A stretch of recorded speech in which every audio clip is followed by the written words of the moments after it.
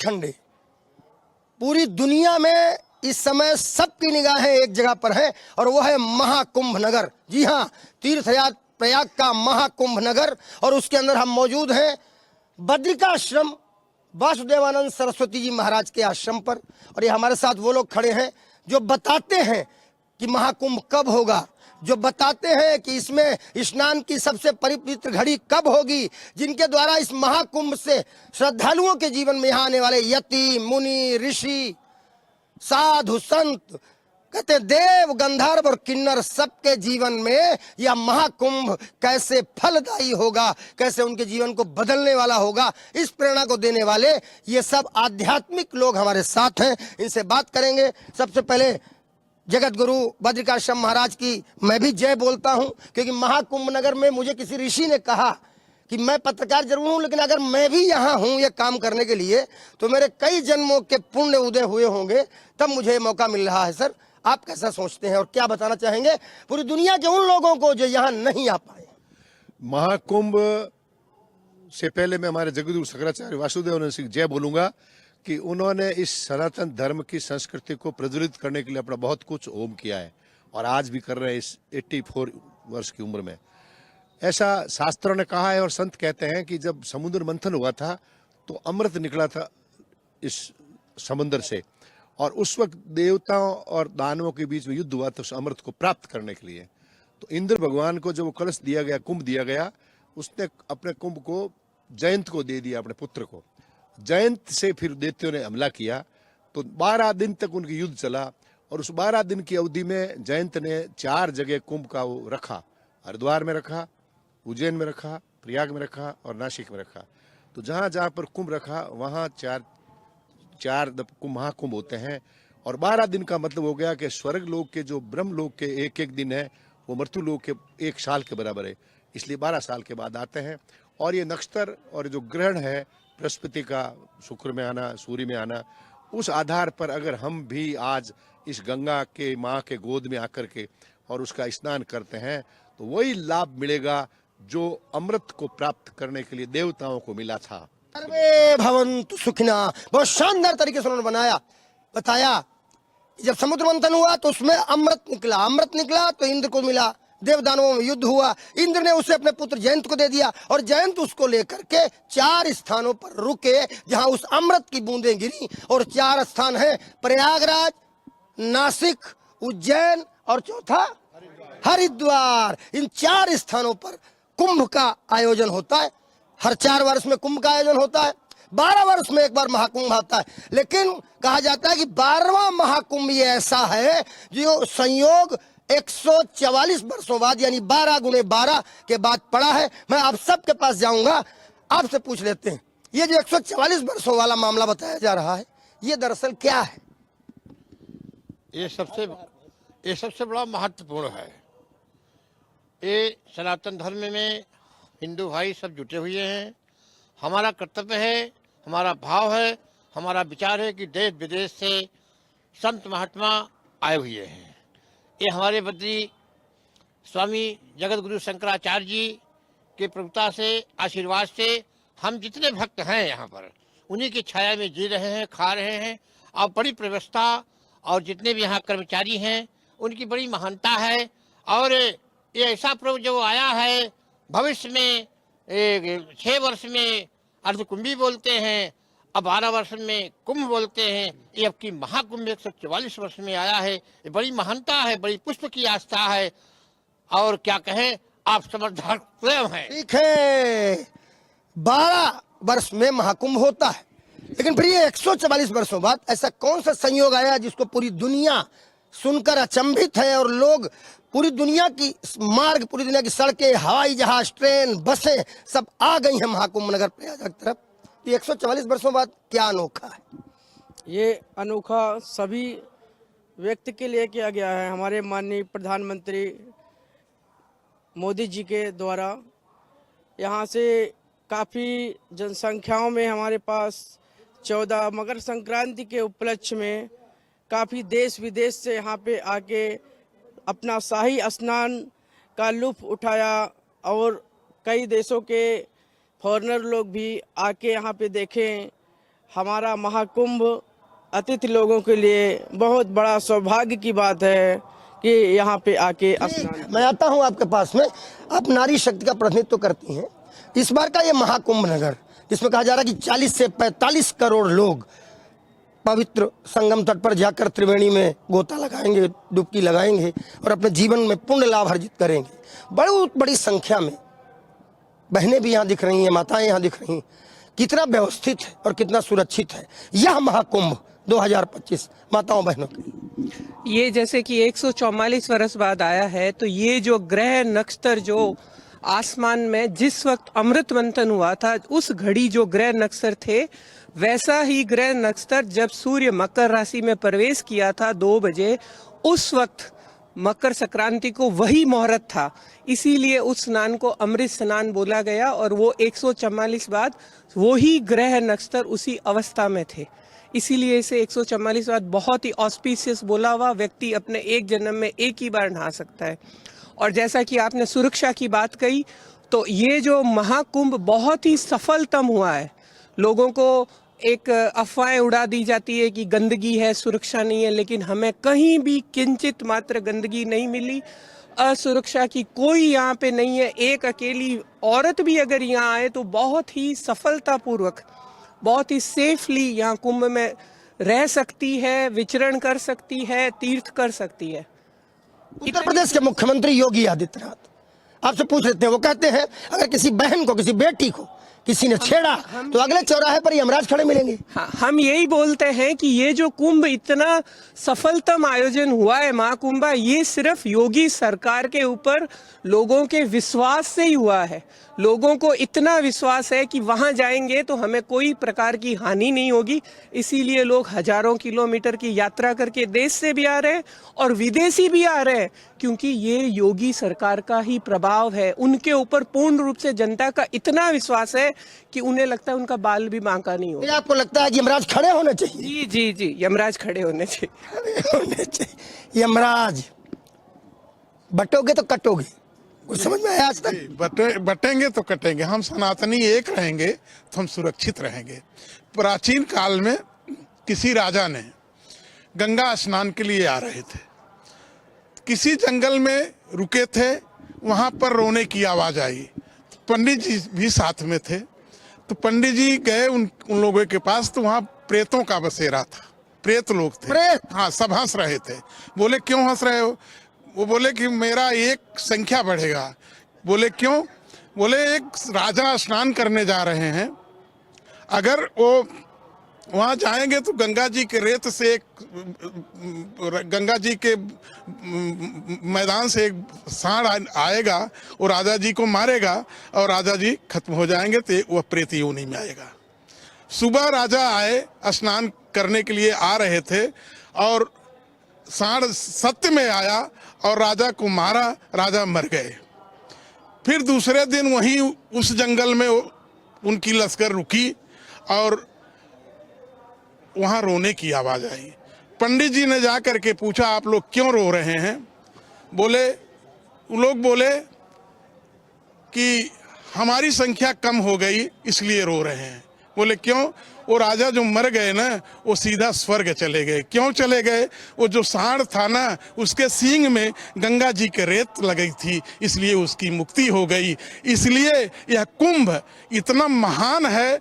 इसके प्राचीन काल में तो हम लोग जानते नहीं, 144 वर्ष हम लोग का किसी का उम्र नहीं है, लेकिन इतना हमारे समझ में 55 साल से लगभग हम भी यहाँ आ रहे हैं। हमारे समझ में यही आता है कि हम जितने क्षण यहाँ निवास करते हैं या रहते हैं, रात्रि को रहते हैं, उतना दिन तक हम स्वर्ग में वास करते हैं। स्वर्ग में वास करते। मैं आऊंगा आपके पास में दोबारा, आपसे मैं पूछ लेता हूं। इनका कहना है कि सांड के सींग में गंगा की रेत लगी थी, उसकी वजह से वो स्वर्ग चले गए। तो यहाँ तो रेती ही रेती है, हम पत्रकार भी रेती में सराबोर हैं, और ये गंगा की ही पावन रेती है, त्रिवेणी की ही पावन रेती है। आप क्या, इतने दिनों से आपका अनुभव, आपको क्या लगता है कि वाकई लोग मोक्ष प्राप्त करते हैं अगर कुंभ में, महाकुंभ में? और फिर 144 वर्षों बाद, जैसा बहन जी ने बताया कि यह महासंयोग है, ये वही है संयोग, वही क्षण है, वही मकर राशि में सूर्य ने उसी क्षण पर प्रवेश किया जब अमृत स्नान के समय तब प्रवेश किया।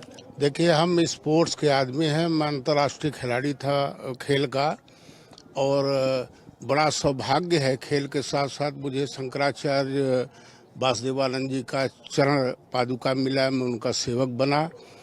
और जहाँ तक सनातन धर्म की बात है और इस महाकुंभ की बात है, 144 साल बाद जो ये पर्व हमारा आया है, इसमें उन्हीं के चरण की कृपा है कि हम लोग उनके चरण पे रह के ये गंगा स्नान कर पा रहे हैं। हम तो कल्पवास भी करते हैं, ये उन्हीं की कृपा है। उपवास मतलब कितने दिन रहते हैं? 1 महीने जो पूरा पूर्णिमा से पूर्णिमा नहीं, हमेशा रहते हैं। पूर्णिमा से पूर्णिमा हमेशा रहते हैं। आप तो साधु वेश में हैं, आप ही से पूछ लेते हैं कि क्या इतना पूर्ण प्रभाव है कि गंगा की रेती में अगर मृत्यु भी हो जाए तो आदमी स्वर्ग चला जाएगा? इसमें कोई संशय की बात नहीं है। गरुड़ पुराण में स्पष्ट उल्लेख है कि अगर मानव तन प्राप्त करने के बाद इस शरीर की अगर 1 इंच भी हड्डी कहीं भी अगर इस अस्थि का जो है विसर्जन हुआ है, वो अस्थि अगर लाके गंगा जी में डाल दिया जाए तो उसे मुक्ति प्राप्त हो जाती है। यह गरुड़ पुराण में उल्लेख है। और जो हमारे 144 वर्ष का जो कथन है, वो 12 बरम्भे 144 अभी आपके ही श्रीमुख से निकला था। तो 12 का मतलब होता है नियम। श्रीमद् भागवत महापुराण के 12वें स्कंध में 12वें अध्याय में स्पष्ट लिखा है यम और नियम का वर्णन। तो उसमें 12 नियम है और 12 यम है। वही 12 बरम्भे 144, 9 ग्रह हैं, 27 नक्षत्र हैं। उन्हीं सब चीज का जो इकट्ठा समायोजन योग बना होता है तो उस समय अमृत योग हो जाता है, परम अमृत योग। और उसी परम अमृत योग का समय इस समय विद्यमान है आपके महाकुंभ तीर्थराज प्रयाग में। साधु वेशधारी सज्जन ने बताया कि ये एक ऐसा महायोग जब बनता है तब ये सूर्य इस क्षण में मकर राशि में प्रवेश करते हैं, बृहस्पति ऋषभ राशि में प्रवेश करते हैं, और तब ये सामने आता है जो इसमें क्षण आया है। और इस बात को ये फिर कह रहे हैं। हम फिर पूछ लेते हैं, बहन जी आपसे ही पूछ लेते हैं कि उत्तर प्रदेश के मुख्यमंत्री योगी आदित्यनाथ है तो संत, लेकिन सांसारिकता की बड़ी चिंता करते हैं। तो संत यानी आध्यात्मिकता का व्यक्ति, और सांसारिकता इतनी ये समाज सामान्य जीवन का है, वो सबकी चिंता करते हैं। वो कानून व्यवस्था पर पूरा जोर देते हैं, वो बहन बेटियों का सुरक्षा पर पूरा जोर देते हैं। वो कहते हैं माफिया को मिट्टी में मिला देंगे। तो क्या माफिया को मिट्टी में मिलाना सही है? मिट्टी में मिलाना वो एकदम सही है, क्योंकि उन्होंने देखा है कि कई बार जब जिन्होंने जुल्म ढाए हैं सनातन धर्म के ऊपर और सनातन धर्म को खत्म करने के लिए उन्होंने हमारी क्या हालत बना दी। अभी वो जो कर रहे हैं वो एकदम सही कर रहे हैं। सही कर रहे जब हैं। हमारे सनातन धर्म की तरफ कोई उंगली उठाए, एक पत्थर फेंके और जो उनका घर को तहस नहस कर दे, ऐसे ही नेता की हमें जरूरत है। तभी हमारा सनातन धर्म जिंदा रहेगा और हम इतने आत्मविश्वास से यहाँ खड़े रहेंगे। नहीं तो आप बताइए, पहले हम किसी पार्टी का नाम नहीं लेंगे, लेकिन कितने फटाके बजते थे हर मंदिर में, हर मेले में, हर भीड़ में। हम डर के मारे घर से निकलते नहीं थे। आज हम करोड़ों की संख्या में यहाँ नहा रहे हैं। हमें न तो ये चिंता है कि हमारी चोरी होगी, न चिंता है कि किसी बहन बेटी के साथ छेड़छाड़ होगी। बहन बेटियां अकेली घूम रही है। सिर्फ इस देश की नहीं, विदेश की लड़कियां 18-20 साल की घूम रही है। वो किस लिए इतनी निर्भय होकर घूम रही है? सिर्फ योगी सरकार की कार्यशैली की वजह से। इस कार्यशैली की हमें सख्त जरूरत है। सिर्फ यूपी में ही नहीं, हमें पूरे देश में इस कार्यशैली की जरूरत है। ठीक है, आपको जरूरत है, हमने मान लिया, लेकिन सनातन को बड़ा सहिष्णु धर्म माना जाता है। और आप बात करते हो बुलेट ट्रेन चला देंगे, आप बात करते हो मिट्टी में मिला देंगे, आप बात करते हो यमराज खड़े होंगे। सनातन में सहिष्णुता नहीं थी, उसके साथ शस्त्र उठाने की परंपरा थी। वो आपने नागा साधुओं को देखा होगा जो हथियार लेते थे वो धर्म की रक्षा के लिए। क्या ये हमें नहीं पता? अहिंसा परमो धर्म हिंसा धर्म तथेश्च, ये हमारे पूरे श्लोक को तोड़ा गया है। अहिंसा परमो धर्म आगे लिया गया है, हिंसा धर्म तथेश्च। अगर हमारे सामने हिंसा आएगी हम भी हिंसा करेंगे। ये क्या कह रहे हैं? कह रहे श्लोक अधूरा है, वो अहिंसा परमो धर्मा, वो जो गांधी जी बोलते थे। ये कह रहे हैं हिंसा धर्म तथैव च, हिंसा धर्म तथैव च। तो आप भी मानते हो कि मिट्टी में मिला देंगे? बिल्कुल मिट्टी में यमराज खड़े होंगे। हाँ, यमराज खड़े मिलेंगे, बुलेट ट्रेन चला देंगे, ट्रेन में चला देंगे। उनपे जो हमारे सनातन धर्म की तरफ अंगुली उठाएगी उनकी अंगुलियां काट देंगे, उनके हाथ काट देंगे। योगी आदित्यनाथ जी को सही मानते हो आप? हम मानते हैं, पूर्ण रूप से मानते हैं, एकदम मानते हैं हम, रूप से उनके साथ पूर्ण रूप से हम उनके साथ हैं। क्या है क्या नहीं है तो आप ही को तय करना है। आप जरा स्पोर्ट टाइप की भूमिका में आप थोड़ा सा, मेरा सवाल ये है कि माना महाकुंभ बहुत शानदार है, माना 44 करोड़ 45 करोड़ लोग यहाँ आएंगे, माना संगम की रेती पूरी दुनिया का भाग्य बदल देती है, लेकिन यमराज खड़े होंगे, बुलेट ट्रेन चला देंगे, मिट्टी में मिला देंगे, ये कैसे सही है? नहीं, ये सही है। और जो सनातन धर्म को मिटाना चाहते हैं खुद मिट जाएंगे। हमारा सनातन धर्म सनातन था, सनातन है और सनातन रहेगा, इसको कोई मिटा नहीं। पहला स्नान पूर्णिमा का, पौष पूर्णिमा का बीत गया। दूसरा मकर संक्रांति का स्नान, 6.25 करोड़ लोग, जो आंकड़े हम लोगों को मिले हैं कि पहले स्नान में लगभग 1 करोड़ 65 लाख लोग, फिर उसके बाद 4.5 करोड़ लोग, और उसमें कितनी बहनें कितनी माताएं, हम भी देख के आश्चर्यचकित। कितना सुरक्षित है? बहुत सुरक्षित है, एकदम निर्भय होकर सब। कितना निर्भय हो आप? एकदम देख नहीं रहे, आज यहाँ खड़े हैं सब बिना किसी सुरक्षा के। सुरक्षा उन्होंने इतनी अच्छी कर रखी है कि हमें कोई परवाह नहीं है। किसने कर रखी? योगी सरकार ने। और किसने? योगी जी। महिलाओं में योगी जी को मैंने देखा है, हमारे लिए बड़े आदरणीय है वो, कि वो बेटी बहन को जो उनसे मिलने जाती है तो आंख किनारे रखते हैं, वो आंख नहीं मिलाते, लेकिन चिंता उन्हें बहुत है। कैसे नहीं रहेगी, वो एक संत है। हाँ, योगी जी को आप बोलते हैं कि वो गृहस्थी नहीं है, संत है, लेकिन वो भी तो किसी माँ की संतान है। उन्होंने भी तो बचपन में अपने आसपास बेटियों बहनों माओं को देखा होगा कि किस तरह जब धर्म हमारा नहीं था और कुछ लोगों ने ज्यादती की और उनको सुरक्षा की जरूरत है, वो भी तो किसी माँ के बेटे हैं। वो तो मैंने देखा, जब अपनी माँ से मिलने गए तो उन्होंने चरण स्पर्श किए उनके। कुछ लोगों ने कंट्रोवर्सी भी खड़ी की उसकी कि एक संत हैं, विरक्त हैं, तो फिर चरण स्पर्श कर रहे हैं। तो फिर कुछ लोगों ने कहा कि माँ से बड़ा भगवान कौन है? बड़ा कोई भगवान नहीं, वही बोल रहे हैं ना। तो उन्होंने भी तो बचपन में ही देखा ही है बहन बेटियों को किससे सुरक्षा की आवश्यकता है, कहाँ कहाँ सुरक्षा की आवश्यकता है, तो इसीलिए उन्होंने माँ बेटियों की सुरक्षा। ठीक है, हम दूसरे सवाल पे आते हैं। पहला सवाल ओपन जितेंद्र से हम कहेंगे एक बार फिर से, हम दूसरे सवाल पे आते हैं और शुरुआत वहीं से करेंगे जहां से की थी। और हमारा दूसरा सवाल है कि पहले स्नान में 1 करोड़ 65 लाख, दूसरे स्नान में मकर संक्रांति को 4.5 करोड़, और कहा जा रहा है 45 से 50 करोड़ लोग इस महाकुंभ में आएंगे। अब तक तो सब कुछ सही है, कि आगे भी सब कुछ सही रहेगा? बिल्कुल भारत की श्रद्धा सनातन संस्कृति की तरफ है और वो सनातन संस्कृति सबको जोड़ती है। राम ने अयोध्या में जन्म लिया, रावण को दक्षिण जाकर के मारा, लेकिन उसने जहां भी जैसी जरूरत पड़ी उन साथियों को साथ में लिया।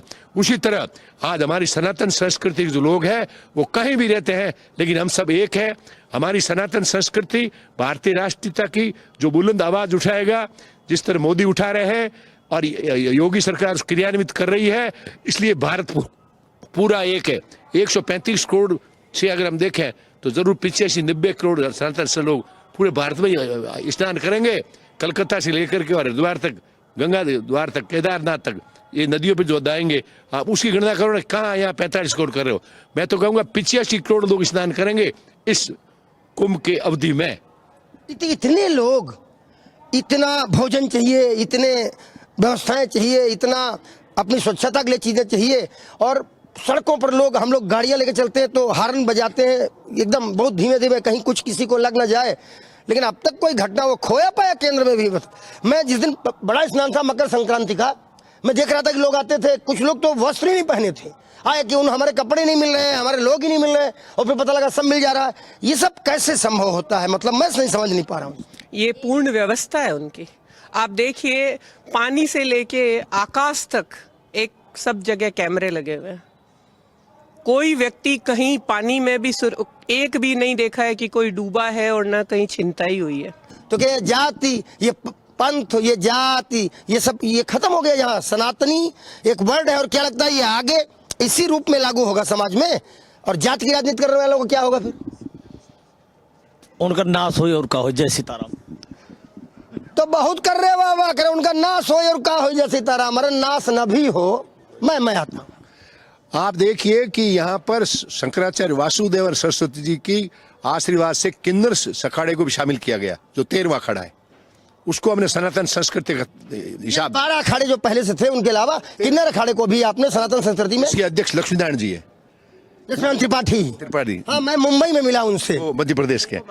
तो महाराज जी शंकराचार्य जी वासुदेवानंद जी ने उस अखाड़े को शामिल किया।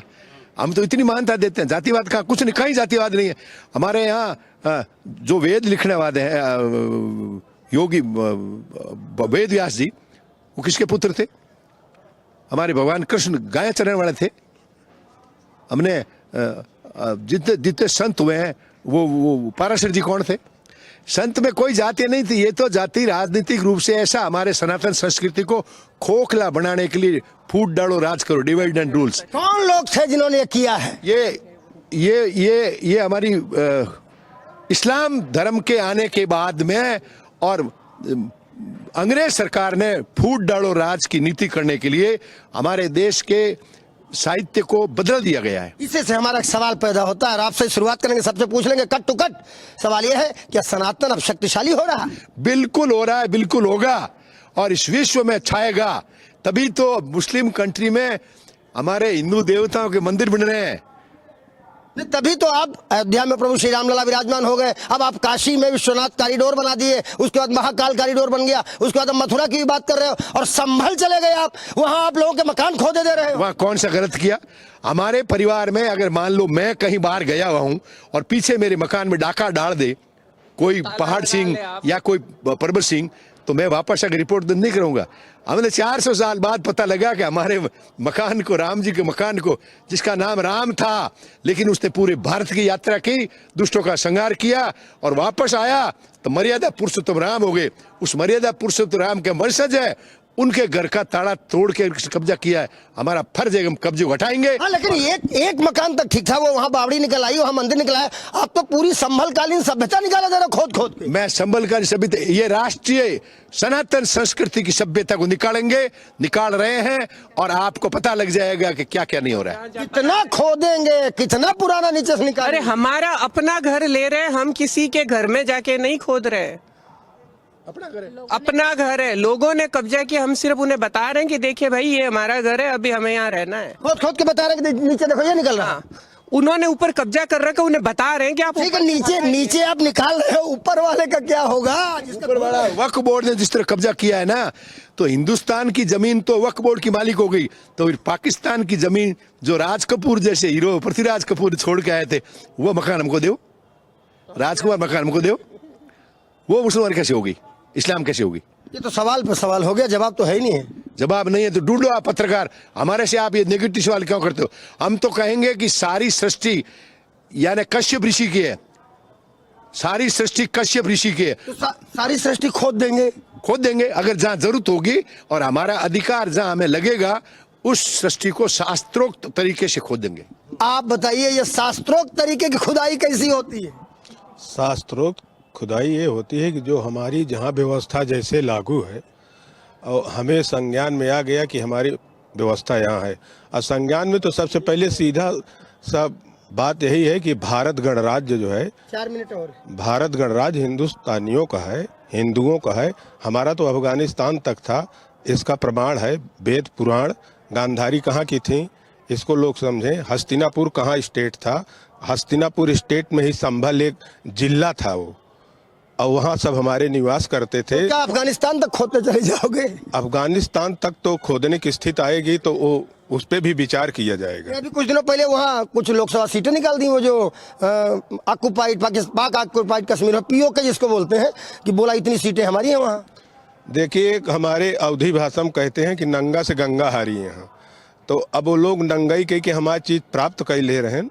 तो अगर हम सनातनी जैसे कटोगे बटोगे, जब हम सही सही इकट्ठा हो जाएंगे तो जितना हमारी चीज हम ले लेंगे। मतलब अवधि हम पूछ रहे हैं, जब तुम्हारा नंबर आएगा तो सब खोद डरी हो का? हमारा नंबर आएगा तो हमारे जहाँ चीज मिले हम आपे को ले ले। अच्छा चलिए, एक ऐसा सवाल पूछ लेते हैं जिसको हमें नहीं पूछना चाहिए। हाँ, मैं दुख इस बात का है कि जब देश आजाद हुआ तब 33 करोड़ भारत के लोग थे और सबकी इच्छा थी कि देश को आजाद कराया जाए, लेकिन उस 33 करोड़ भारत के बाद पहला प्रधानमंत्री 1947 बना था और पहला जो राष्ट्र का इलेक्शन हुआ था 1952 में हुआ था। तो मैं सवाल करना चाहता हूं, क्या वो इलेक्टेड प्रधानमंत्री था? नॉमिनेट प्रधानमंत्री था और नॉमिनेट सरदार पटेल था। चलेगा, कहा इतना नाराज हो उनके ऊपर? इसलिए नाराज है, क्या बिगाड़ के गए आपका वो?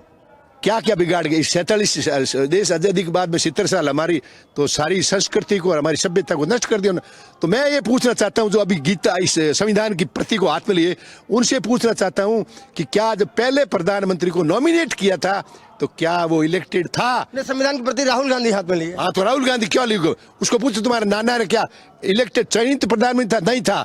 1952 में प्रथम इलेक्शन हुए थे, तब चयन हुआ था। क्या पूछे हम राहुल गांधी से? राहुल गांधी से पूछे कि जो खुदरा है ना, उनको बड़ा तकलीफ हो रही है सनातन को लेके, तो कल की अवतार हमारा जो होना है कलयुग में, इसलिए संबल खोदेगा, संबल में कल के अवतार होगा, इसलिए संबल को हम खोदेंगे। वो हमारा तीर्थ है और वो कल की अवतार अवश्य यहाँ पर होंगे। यानी 27 की अयोध्या संभल होगी? बिल्कुल होगी और निश्चित रूप से होगी। संबल हमारा था, हमारा है, हमारा रहेगा, क्योंकि हमारे कल के अवतार होंगे। हरिहर मंदिर है। जय श्री नारायण। सही क्या और गलत क्या, ये तो जनता ही तय करती है। हम तो जनता के एक ऐसे नुमाइंदे हैं जो जनता तक वो बात पहुंचाते हैं जो जनता को जाननी जरूरी है। हमारी ये मजबूरी है। पत्रकारिता का धर्म है कि लोगों के पास तक जाके उनकी बात सुने और कौन क्या कर रहा है सीधा और सटीक आपके पास तक लाए। हमने तीखे और सीधे सवाल पूछे, इन्होंने बेबाक जवाब दिए। अब तय आप करें कि सही क्या और गलत क्या। लेकिन इतना हम जरूर कहेंगे कि प्रयागराज के इस महाकुंभ नगर में हमें न जात दिखाई पड़ रही है, न पात दिखाई पड़ रही है, न कोई किसी जाति का, न कोई किसी जाति का। यहाँ संगम की रेती पर, त्रिवेणी के घाट पर प्रातः काल में स्नान करते हुए हमें भी सनातन ही दिखाई पड़ते हैं। फिर वो किस धर्म के हैं हमें नहीं पता, किस जात के हैं हमें नहीं पता, लेकिन सनातन दिख रहा है और सनातन का विहंगम समागम आपके सामने है। जल्द ही विश्लेषण करेंगे महाकुंभ नगर से किसी और बात का। तब तक के लिए वीडियो जर्नलिस्ट जितेंद्र के साथ अमरेंद्र प्रताप सिंह का नमस्कार।